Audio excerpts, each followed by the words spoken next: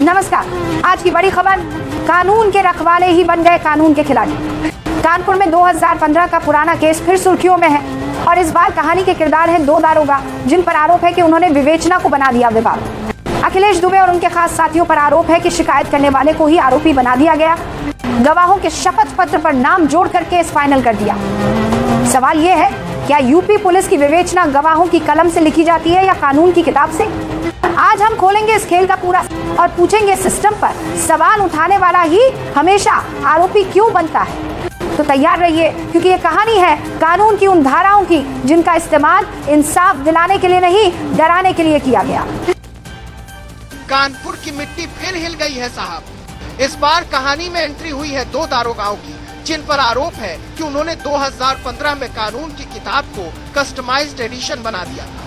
जी हाँ, अखिलेश दुबे के इशारे पर काम करने का ठप्पा अब इन दोनों पर भी लग चुका है। कहानी शुरू होती है आवास विकास हंसपुरम से, जहाँ सच का आईना संस्था के महामंत्री शैलेंद्र कुमार ने हिम्मत करके किदवई नगर में अखिलेश दुबे और उनके कथित साथी पत्रकार विपिन गुप्ता पर रंगदारी और मारपीट का मुकदमा दर्ज कराया। आरोप भी गेस्ट हाउस चलाना, शिकायत करने पर 20 लाख की रंगदारी मांगना और न देने पर उल्टा फंसा देना।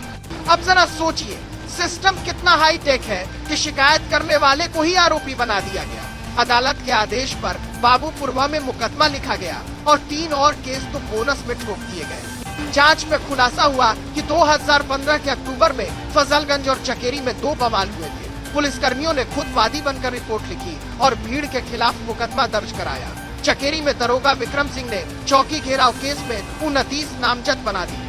मामला ऐसा बनाया गया कि लगे पूरा मोहल्ला ही दंगा कर रहा था। और असली ट्विस्ट आया विवेचना में।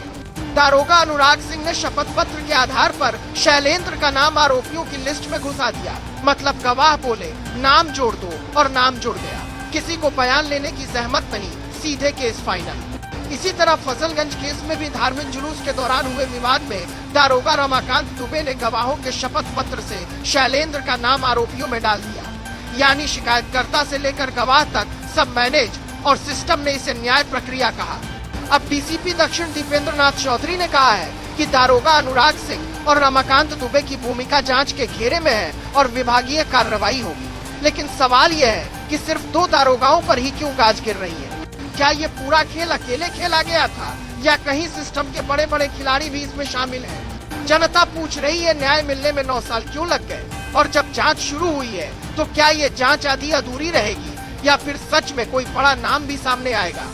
तो ये थी कहानी 2015 की विवेचना की, जिसमें शिकायत करने वाले को ही बना दिया गया अपराधी और पुलिस की कलम चली उन नामों पर जिनसे सिस्टम खुश रहे। अब सवाल बड़ा है, क्या पुलिस सिर्फ केस लिखती है या स्क्रिप्ट भी?